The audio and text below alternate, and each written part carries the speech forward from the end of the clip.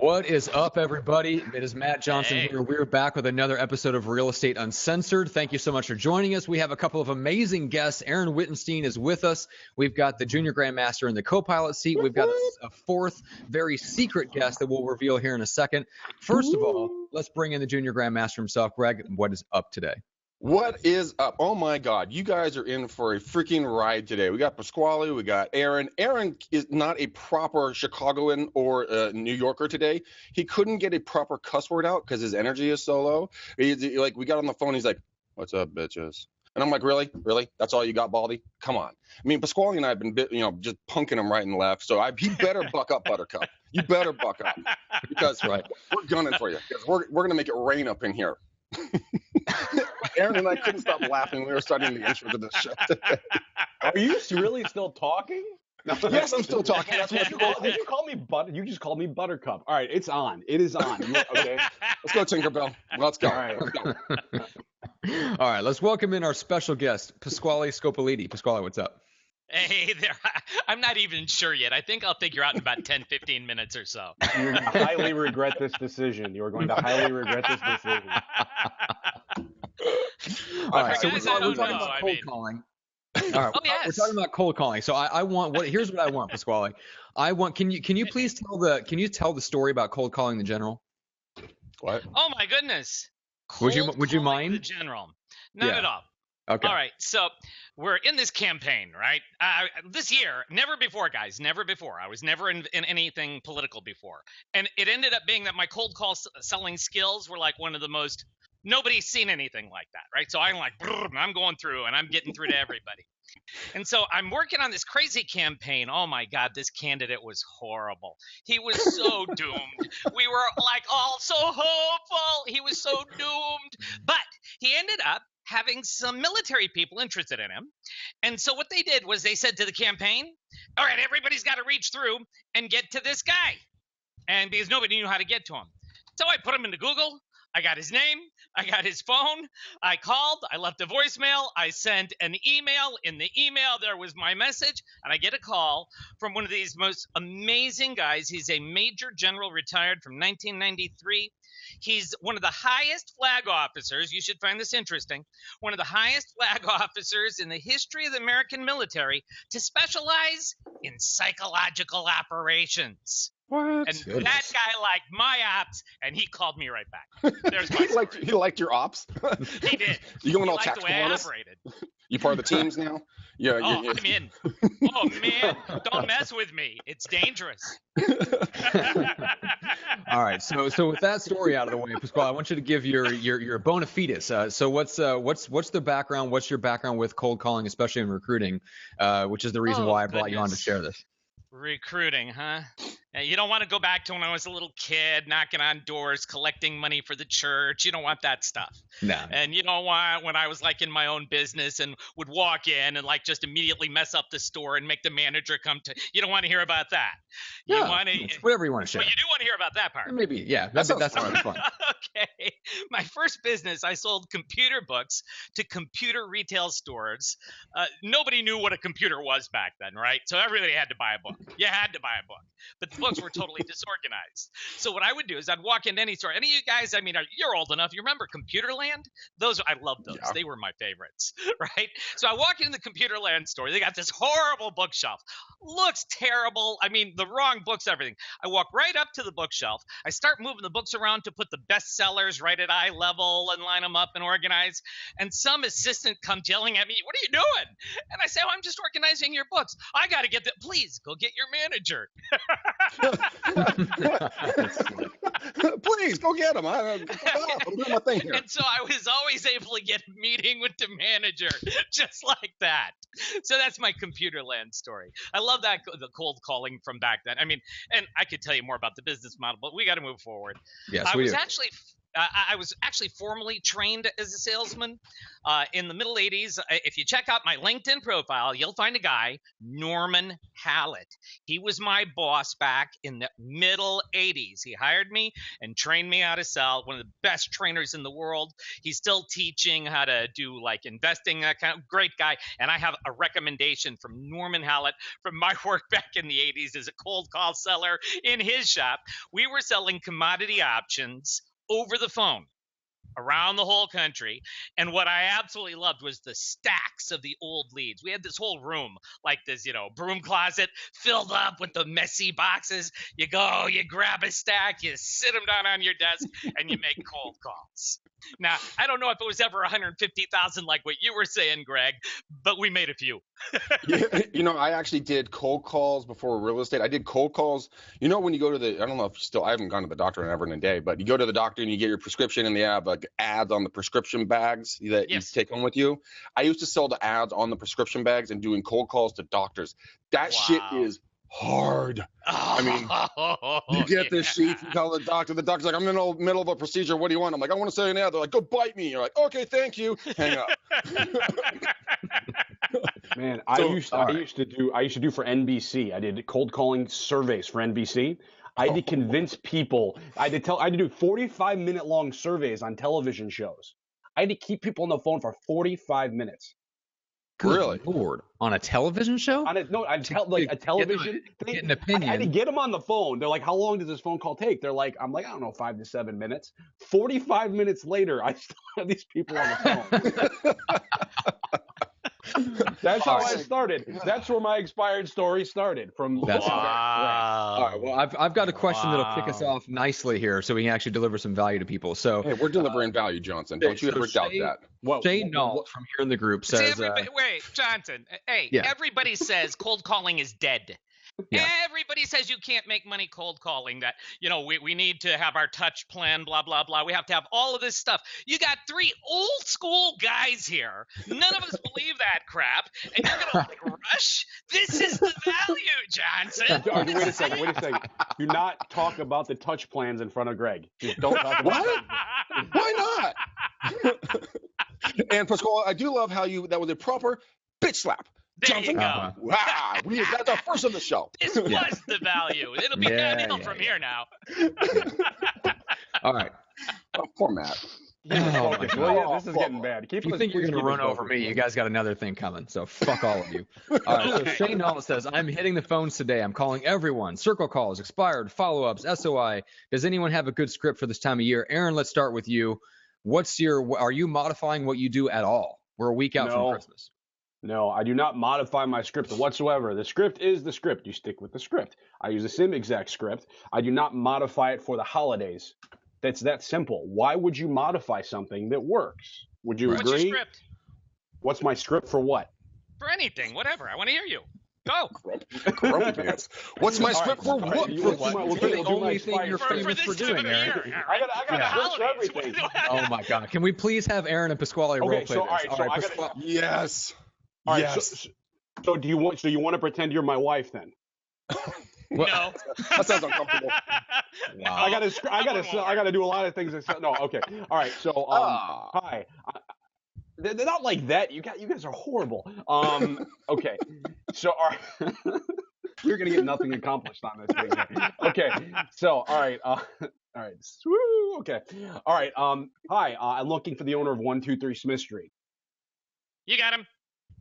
Hi, my name is Aaron. I'm a local realtor. As you're probably aware, your home came off the market last night. I'm looking at it. It looks like a very saleable property. I'm familiar with the area. Came off the market last night? Yeah, last night. You weren't aware? Yeah. Okay, so you were aware. Yeah, I wasn't aware. It's off the market? You're not aware. Yeah, it is not on the market right now. And That's I'm trying irritating. to figure out. Yeah, I would imagine. Your agent didn't tell you that your house was coming off the market? Oh, my God. I'm sorry. I'm being a really bad role play here. No, you're not. You're being amazing. What do you mean it came off the market? How does it come? Here it is. There's a sign outside in front of my house. It's on the market. Yeah. Okay. So here's what happened. Let's see agreement. Oh Christ. I think people are going to have more of an ab workout in this show than anything else. Oh my God. Officially off the rails. Officially off the rails. I love it. All right, See, okay. this is, All yeah, right. we can't, no more breaking. No more breaking. This is not the Carol Burnett show. I'm Aaron. Come on sorry. now. I'm Let's sorry. hold it together. I'm sorry. Hold Okay. it together. All right. So yes, your house came off the market. I'm trying to figure out how in the world did that place not sell? That's what I want to know. Why didn't it sell? If you had to, I'm looking at it. It looks like a very nice home. If you had to pinpoint one thing, I mean, what do you think happened? I don't think it got shown enough. Okay, so you didn't have enough showings on the property. You think that's the main reason it didn't sell? Okay, gotcha. That makes That's what I perfect sense. think. Yeah, no, it's definitely. I mean, if you can't get enough people in the house, you can't sell the house, can you? Nope. Okay. So what my team does, we actually specialize in selling homes that have been on the market for extended periods of time without selling. We've taken listings around the market as long as 1,039 days and turned them around in 29. How can I help you? So how do you do that? What do you do different? What do we do different? All right, there's actually 3 different things that we do. First thing we do is we do strategic marketing, okay, which I could get in depth. I have a whole 150-point marketing plan, which I'll go ahead and email out to you. We do strategic pricing. I'm not saying we modify your price. What I'm saying is we bring your price down so it goes across 3 different platforms. As well as I'm looking at the photographs, there's a lot of other things. I'd love to What's get a together. platform? What's that? What's a platform? The multiple listing service. Oh, got it. Okay. Got it. So, I mean, I would actually love to stop by and show you, what actually happened here. I mean, what works better for your schedule, late morning, early afternoon, or Saturday? Well, don't I have to talk to my realtor? Well, actually, you don't because, like I said, your home expired. So I would assume, how long of an agreement did you sign? Did you sign a 90-day, a 6-month contract, something like that? I think it was a 6-month. Yeah, so right here, you're at 180 days, which means your listing expired. And I'm actually surprised. So let me get this straight. Your agent did not tell you that your home was coming off the market. Is that correct? Well, the sign's still up front. Well, that doesn't mean anything. But what I'm saying is your sign could be up front. You could still have a lockbox on the door. But if it's not, if it's not there to the public, it really isn't for sale. I can send you a screenshot right now if you want to see it. That'd be great. Okay. Well, I'm being nice. Is this now. your cell phone? I'm letting you close me, and I'm being nice now. Okay. Well, a pity close. Yeah, pity close. You feel that bad for what I did. So, well, I blamed the realtor. That was such a softball for you. You had to be grateful. Come on. It was easy. It was easy. It was a slam dunk. So, I mean, but the thing is, guys, is the moral of the story here is no matter what, you don't modify your scripts. You may have to modify your objection handlers for this time of the year, but you don't need to modify your scripts. So instead, what I do is, like, let's say that you want to take your home off the market for the holidays, then I can modify my objection handlers based on that. Would you guys agree? Well, I mean, Aaron, yeah, of course, but I mean, it's a numbers game, and we always have to be closing. I've been waiting. We're not going to go philosophical on that one, are we? I mean, that's where I want to go. I want the philosophy here. And just so everybody knows that's watching this or listening to this, that is something that's Aaron's pet peeve, and he goes, never fucking say it's a numbers game. Never fucking say always be closing. I'm like, all right, it's a numbers game. You always got to be closing. I mean, come on. Well, let's just start using some sports analogies and call it a day. Okay. I don't know how to do that, so we can't do that. That's true. That's true. Greg is sports analogy retarded. Yes. All right. So first of all, Aaron, what's the beef with the always be closing? I think it's overused and I just don't like it. The numbers game. See, and everybody will disagree with me because I am not a numbers person. I'm about the opposite numbers person as possible. And I know Pasquale will disagree with me 100%. But the thing is that the way that I look at it, it's consistency. It's all about consistency. And the thing is, as long as you're doing the activity, I look at it as long as you're lead generating for 3 hours a day, you cannot control how many people pick up that phone. You just can't control that. You can't control how many conversations you have, but you can control the amount of time that you call. Therefore, it's like, what happens if you just have a shitty day and you only get 2 people that pick up the phone? Can you control that? No. Is that a numbers game? No. But, the thing is that if you do it time over time, eventually it will even itself out. Okay, so this is what I disagree with you on. Do you do 3 hours? It's 3 hours what you actually do? Every day. How do you know? What's that? Because I sit here and look at my clock from the beginning to the time I start till the end. And the stuff that they wrote on the top of the clock, what are those things? Numbers. Oh. Numbers. My. You're not a numbers You guy. are a numbers guy. You are. 3 hours. And you know, as long as you do it consistently every day for 3 hours, that's your number. And that's another I still thing. don't like the term it's a numbers game. All right, fine. Actually, the thing is, Aaron, you can control the amount of conversations you have, because it's not about the number of time, the amount of time you're going to be calling. It's the amount of conversations you're going to have. I do the go for no calls. So I go out and I try to, and I get rejected at minimum of 25 times. That's 25 conversations within an hour to an hour and a half. Now, if you want to do that, or maybe even 50, that way you can control the number of conversations you have. So if you're having a shitty day, can I contribute a little bit? Can I was in the middle of information that people need to understand in order to approach it that way, which is that you're doing lead generation at the end of your day, and the end of your day has built-in flexibility. Aaron, you're doing it at the beginning of your day, and you have no flexibility because it's everything is time bound by what else you have to move on to in the rest of your day. Exactly. I do it first thing when I come in. So it's a different thing here. And for me, it's just I look at it as time, yes, which is numbers there, but I don't base it on conversations because I can't control the amount of conversations I have within 3 hours. So yeah, you it's can. Very interesting, though. Sir, I want to stick with you. Not you. The other bald guy? Oh yeah, the baldy buttercup. The bald guy. How long have you known that 3 hours in the morning was the deal for you? How long have you done that? You've been doing that since when? I've been doing that for the last 3 years. 3 years? What about before that? How long you been doing this stuff? I've been selling real estate now for 16 years now. I've only been lead generating for expireds. I basically, you don't know very much about me. No. I was originally from Chicago. I moved to New York. I've only been in New York now for a little over about 3.5 years. So I took my business from a buyers-based business to a listing-based business. So starting November 1st, around that time, I started calling expireds.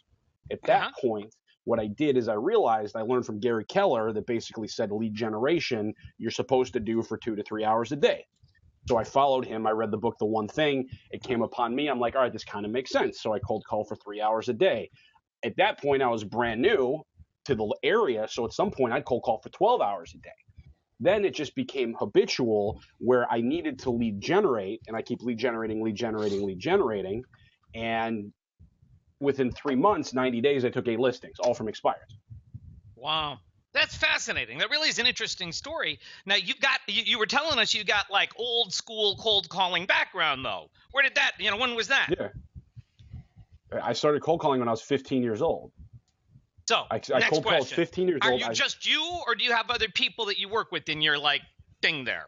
I mean, I just see you in your room, and I see Bruce Lee in the background there. I see noise. Right. I don't know who else is in that. Who else is in that coffin-sized box you call an office? Is this right just now, you, or do you have other people you work with? No, right now I had a team of 7 last year. I completely broke it down. I'm in the process of rebuilding up right now. I have a virtual team, so I have a virtual transaction coordinator. I have a virtual ISA in Nicaragua, but I'm actually hiring an operations manager within the next few weeks. Cool. So I'm rebuilding back up. So. All right, so here's where I'm leading.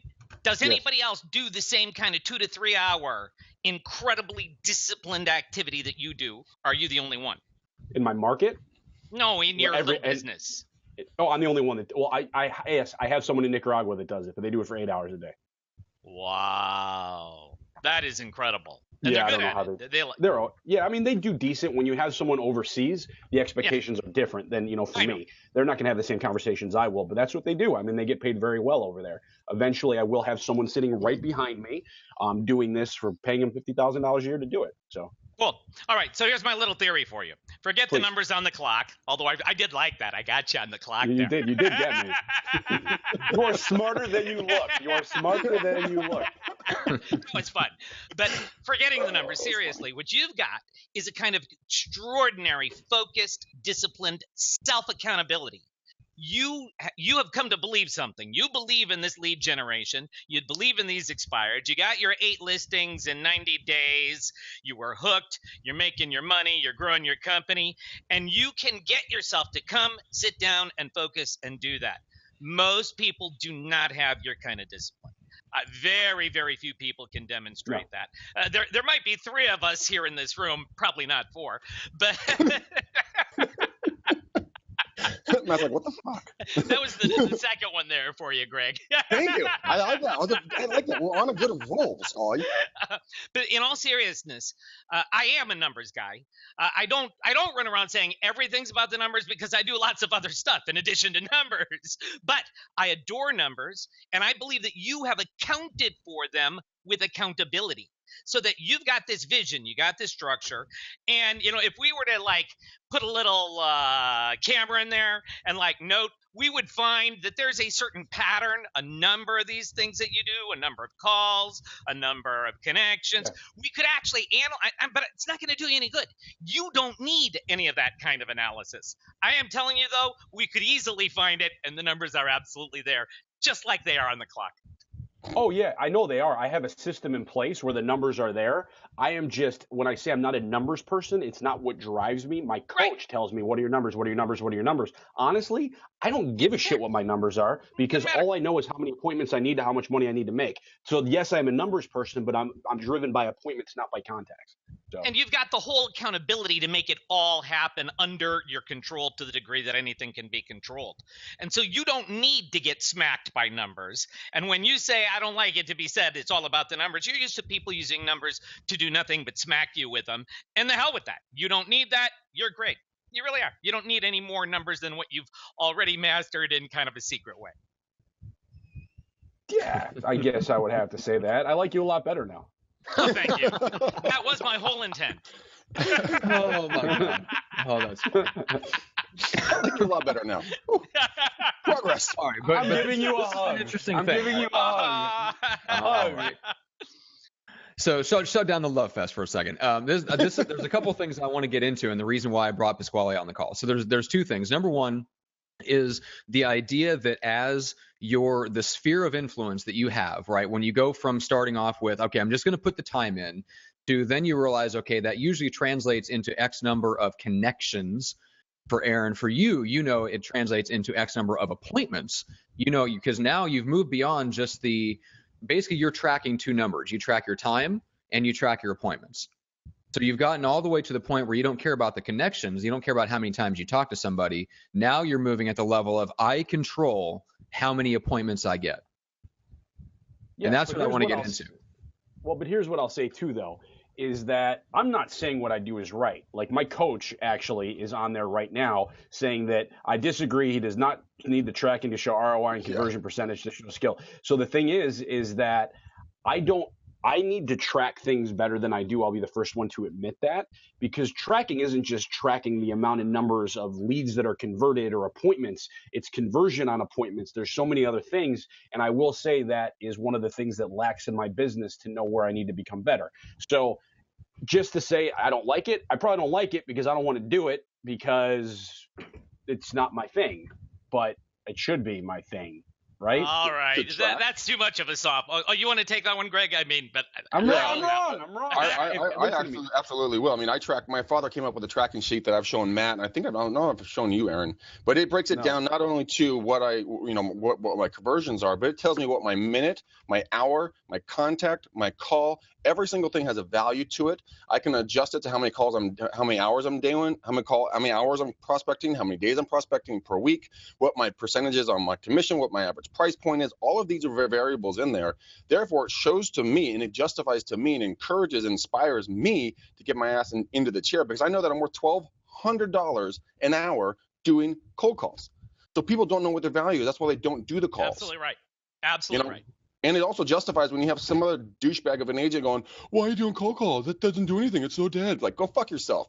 I'm worth $1,200 an hour. What are you doing for $1,200 an hour? Exactly. Right?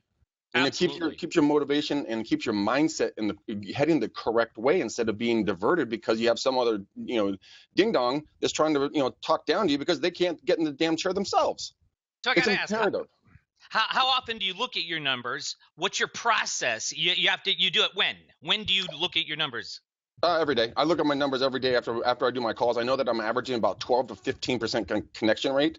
On my calls, I'm averaging about 200 an hour, depending on my calls. And I know that my conversion is better between 4 and 6 p.m. than it is from 11 to 1.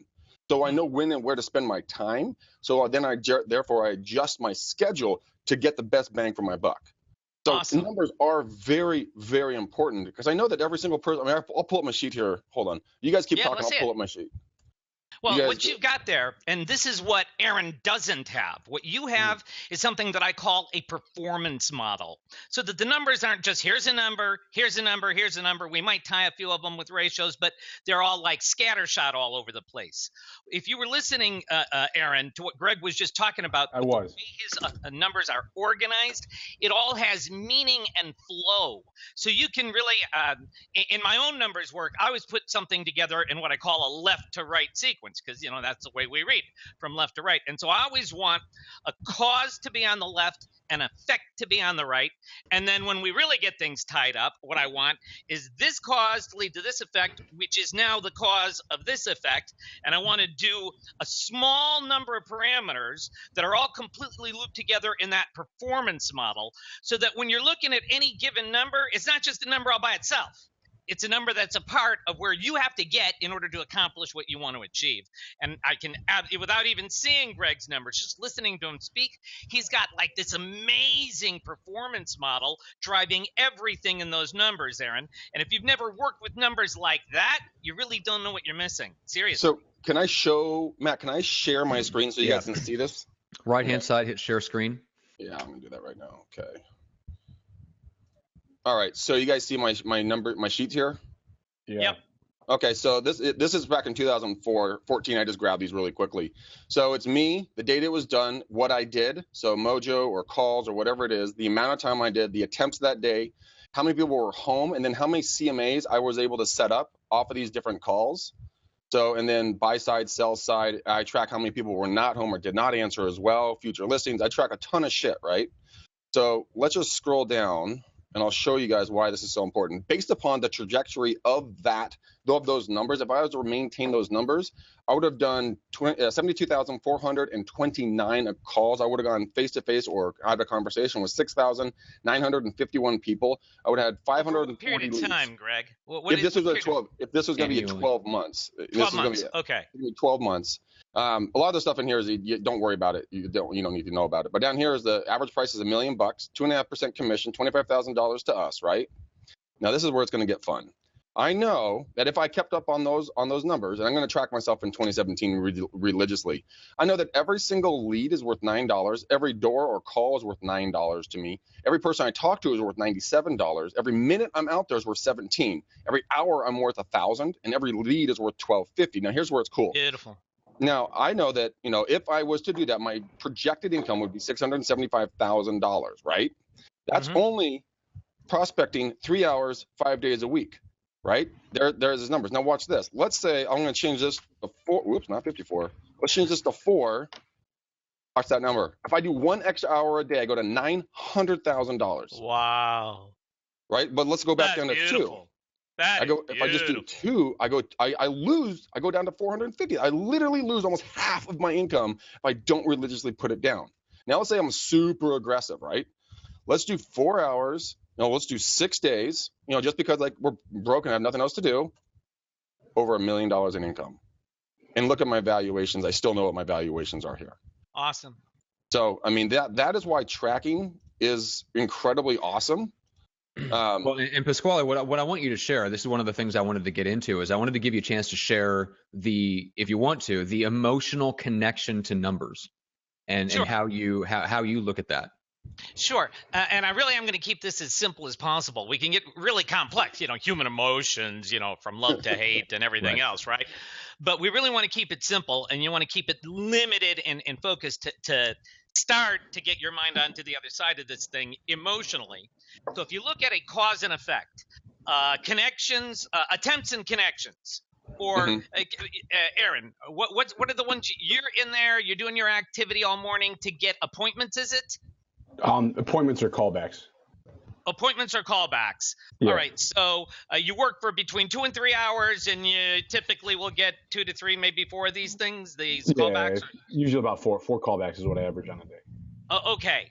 So for somebody who is going to go numerical, not you, somebody else, for somebody who is going to go numerical and using your system, The way we would do it is we'd say we're going to keep track of your minutes of effort or your hours or your time, whatever, we can pick whatever's easy to track there. And you can just do it per quarter hour. You can round. None of that matters, right?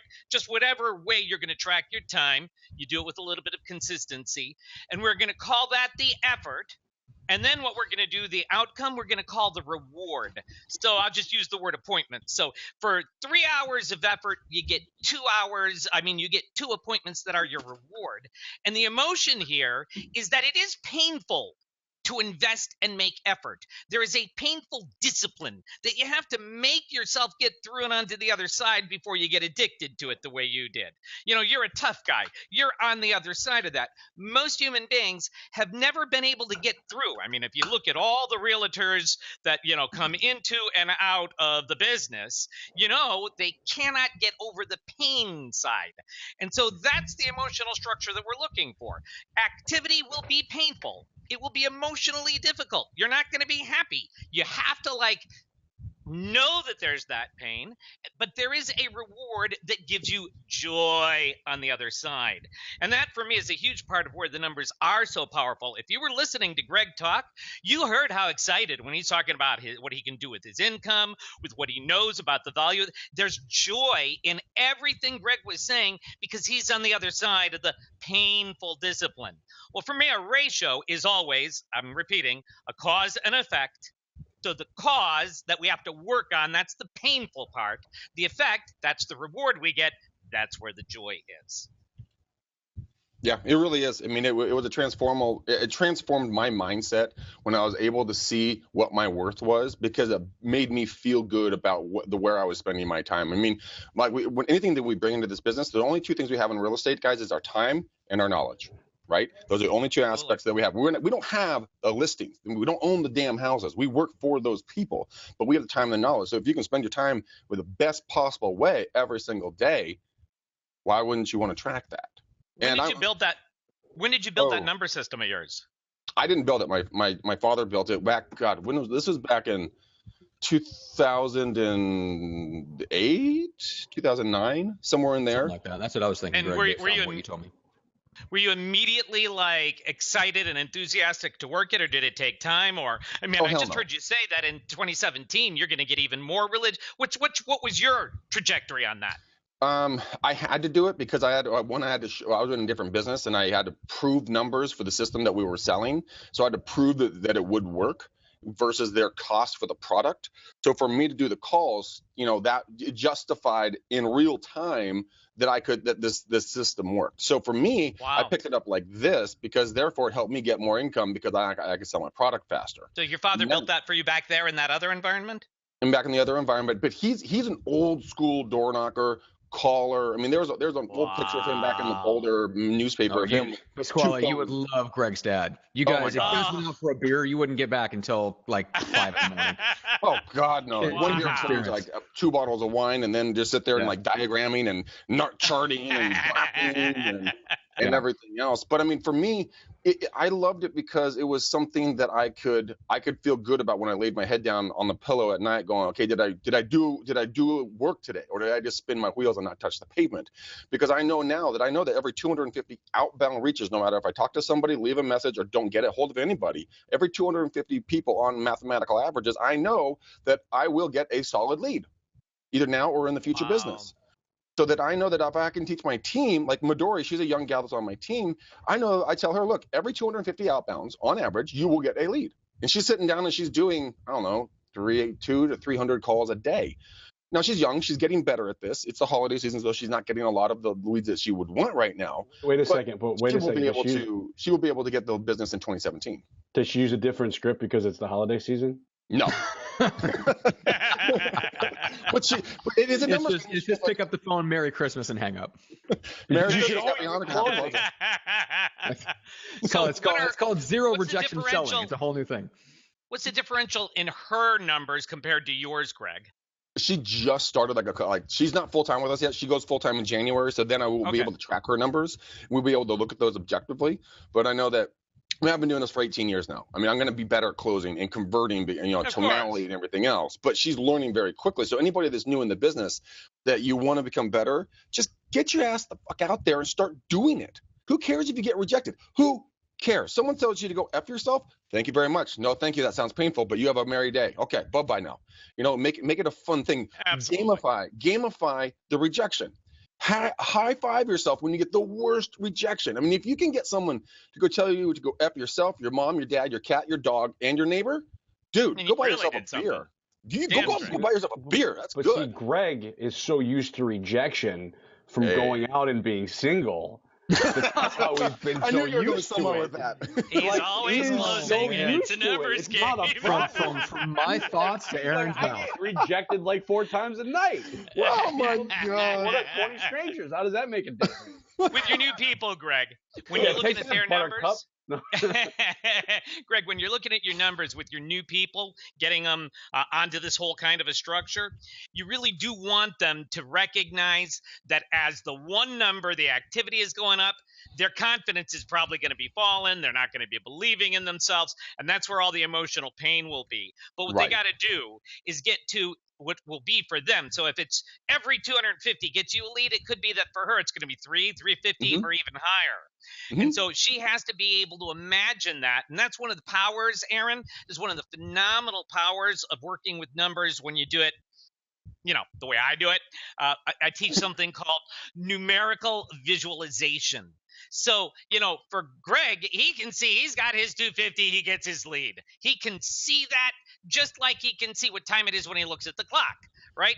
For the new person, visualizing that they're going to have to go through a learning curve that is not going to be an easy thing to get through, that burns out lots and lots of newbies. But if they can see the number of the amount of pain that they're suffering through to have all of these activities with no reward, knowing that sooner or later a reward's going to come, then the last thing we do with this is that we show somebody like Greg.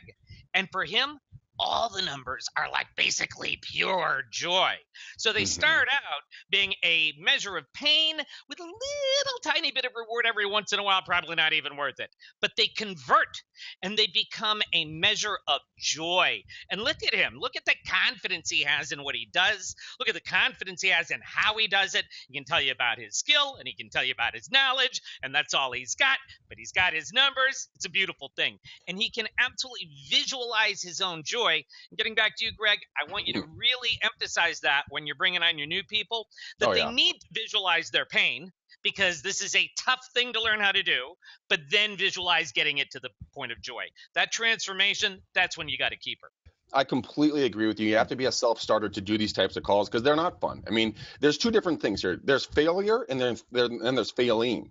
And a lot of time people confuse those two, when in reality, failure is a beautiful, wonderful thing. It's a part of growth. And if you don't fail, you're not doing something either hard enough or enough times. Now, failing is good. Failure is horrible. If you just walk away and you're a failure and you just stop doing it, well, that's where your death is. That's when people don't door knock or call. But failing by not getting the appointment or getting shot down because you're new in the business or whatever it is, take the chops. This is part of you growing up. This is your story that you get to tell the younger agents that are going to come behind you. The people that are behind you, that you can stand up in the future in the front of the room or in front of the office meeting and talk about this stuff because you went through it. Absolutely. I wasn't a genius at this. And you know how fucking bad I failed? I failed on epic proportions. I had 2 years of college, and I think I attended like 10 classes in 2 years. I was a fucking alcoholic and a drug addict. I didn't do anything except for party my ass off and eat fast food and never work out. I came up here and I worked in a warehouse. I think they created a grunt job. I was like the grunt's grunt. I think, seriously. And I started doing cold calls, and I was such a douchebag that my father didn't let me go talk to a client for the first year I had my license. I had to door knock every single day for 5 to 6 hours a day, 100 doors a day. Wow. You got good at it. I got so good at it. I just started tracking things and I was track how many people were home, how many males, how many females, what were the ages, what were the cities, what were the zip codes, what scripts worked better. I would do A/B testing, half the day this script, half the day that script, and then I would refine this, and it'd become fun for me because if I can meet a guy at the front door, or if I can meet a gal at the front door, what script's going to work better on a male or a female? Long or short? What works the best? Because you're never going to be perfect. I'm never going to be perfect. I mean, I did the go for no script because I got fucking tired of going these long-winded scripts up front that I just turned it on its head, and I'm like, hey, Pasquale, my name's Greg McDaniel with J. Rockcliffe Realtors. I bet you're not thinking about buying or selling any real estate, are you? Nope. They're like, no. Great. Everyone's been telling me that. Who's been whispering they might be thinking about selling? Nobody. Phenomenal. If something changed, who do you have that you would call as a real estate agent that's a trusted advisor? Nobody. No one. Great. Well, you know what? To use the Simon Sinek close of, you know what? I know you don't buy and sell real estate every day, but when you do, would you mind just keeping me in mind? And people are like, No. sure. Well, now you're just being a dick. I've had people tell me no. I'm like, really? All right, whatever. You know, your point you were just making, Greg, about failing and failure. There's a couple of things I want to add on that. People mess up with the idea of failing because what they don't realize is that that's the price you pay for learning. They don't get that. We should absolutely consider failing to be like the wrapping paper on the Christmas present, and the learning that comes from the failing is what's inside. The thing is, we're not taught to analyze when we are failing, and that is a huge mistake. But listen to you know, the A and the B testing, the guy, the gal, the short, the long, all of your different, you're analyzing everything you're doing. And see, that's the missing step that, well, they're the two that we don't equate learning with the necessary failing up front, and then we don't bridge it with really thinking it through to figure out what it is that is the lesson. So that was the first one. The second one is on failure. This is the biggest mistake we make in psychology. And by psychology, I'm not talking about what they teach you in school or what's in the books. I mean, in our own minds, in our own hearts and souls, we end up fearing failure because that will be who we are. Yeah. I become when I have failed. And this is the biggest mistake we make. So what we should be doing is analyzing the failure to learn. And what we identify with are our successes, where the failures, they're just stuff that happened on the way. They got to be learned from, but they don't tell us who you are. These things people don't understand. They really need to change that. And you really do have it, clearly. Yeah, no, if you guys really want to have a lot of fun with this, go buy the book, Go for No. I mean, I didn't write it. I wish I did. It's a fucking genius book. But in that book, they give 2 awards in this book to the top salespeople. The highest number of fails or F-offs and the highest number of sales. And guess what? The people who have one are going to have the other. Absolutely right. Go gamify it. Go find a coworker in your office where you guys are sitting right now, or when you guys go into the office, and try to come up with the worst fail every week, and then put money on, put $50 on it. See if you can get the worst fail. If you get the worst fail, you make $50. You know what? That's awesome. You know, and then you're also going to compete on who gets the most appointments. I bet you anything, you get the more F-offs, the more appointments you're going to get set. Therefore, you're going to have more. Then you up it to $100. Then you up it to $1,000. Then you really start having fun putting money into it. Awesome. Because then no longer is it a bad thing. Because Pasquale, you tell me to go F my mother, and I'm like, sweet dude, high five, thank you, you made my day. You're like, what? I just told you to go blank something. That's horrible. But in my mind, you may have won me $1,000. There you go. That's beautiful. That's really turning the mindset around. And we all have to do that. Yeah, I actually had 2 guys that hit me up after I was talking about this book and I changed my script. They hit me up on private messenger, and they're like, dude, my buddy and I go into the office every day. Every time we get an F off, we literally turn around and high five each other. Like, yeah, that was awesome. And they say that it's no longer a negative mindset. No longer is it a bad thing to do this. They hustle and grind and go longer so they can get the F off. Yes. Well, Matt, I don't know where you're going to take us next, but I can tell you my getting hung up on story, which fits in with that. We can do that now, another time, whatever, or wherever you're going to lead us. Let's get Aaron's perspective, and then we need to shut it down. And then, because I want you to share that. But Aaron, what's your thoughts? You're very quiet, which is disturbing. You're like a toddler. It's so scary. if you don't hear something going on from the next room, something's up. No, I'm just there's listening. Cheerios all over the floor. The drapes are covered in Crayola. I don't know, something. No, I'm just listening. I'm just listening. I got Greg and another. I couldn't get an word in edgewise if I wanted to. You guys. Yeah, shut up. That was good. Aaron. No more. No, that was good. No, I was actually listening. Very rarely do I not talk. I think they know this. So what was the question? There was no question. I was just giving you an opportunity to spout off since you were so quiet. No, quiet. Your perspective on numbers at all. Ask him what he heard. No, I think it's the one thing here that I think everybody comes from is everybody is scared of getting rejected. They're Yeah. scared of having someone tell them no. They're scared of this. They're scared of that. And you guys know that my biggest thing is the reason you need to figure out is why you're doing it. And the thing is that the reason why, and Matt, you know this from every time an expired mastery where I get on the first phone call and I almost bring myself to tears on what your big why is. And it's like, that's the thing that propels us to do this, that propels us to do the numbers, that propels me to actually listen to what you're saying right now about numbers, because I don't like hearing about this stuff. I don't like it. It's why you're doing what you're doing and finding whatever that is. And once you find that, it makes it a lot easier because you know your purpose. And it's not just, the surface thing. It's not the surface one. It's the one that when you talk about, you get emotional. Matt, you know this. You've heard my story 25 million times. I'm not going to go on and share it because I'm in a good mood and I'm not going to get all emotional right now. But, that's my opinion on it, is it's so up here where you got to fix up here, but you got to get clear. And once you're clear on your focus, your purpose, your mission, your why, all this other stuff. If you would have got me 2 years ago and I got this guy jib-jabbing in my ear about numbers, I would have basically just completely tuned out, okay? My coach tells me about numbers. I know I've got to get numbers. It's not something that I'm good at. I would be curious to see what Greg's number thing looks like. Yeah. And see if that's You something should I have can your coach incorporate. talk to me, Aaron. Seriously, because your coach needs to help you with the why of any numbers, and he needs to work with you gently. Just hitting you that you need to do numbers is never going to change anything. Believe me. He has tried every single approach about You it. should tell him to talk to me. He and I can take you. Yeah. We could. The two of us. It's just the thing we'll walk is a at the end circle of the around day, you.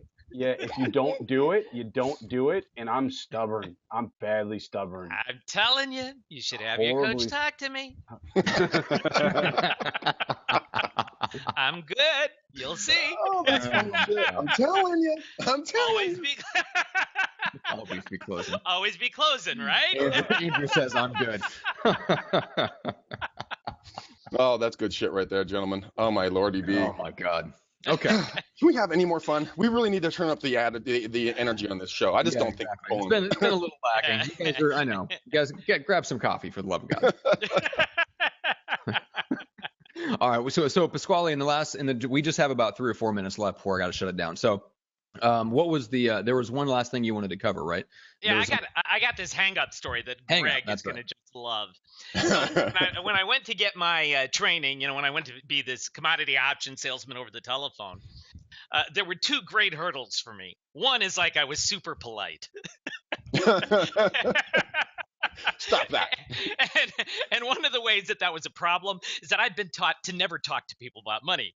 And if you're going to, sell them a commodity option over the telephone, you got to qualify them. You got to ask them how much money they make. Do they have a portfolio? What's their house worth? You got to ask all these things. And that just about broke me, because I was young. And like I said, I was still a nice kid at the time.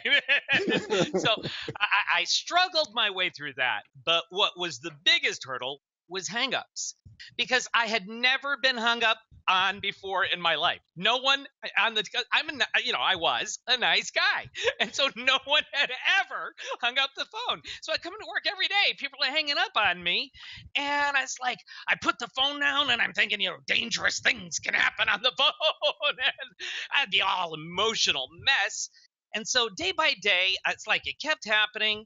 And one time I put the phone down and said, I got to think this through.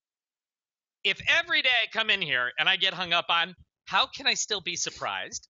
And why do I care? Yeah. And so I thought that all through. I picked up the phone and I just started being aggressive. I was a lot like you.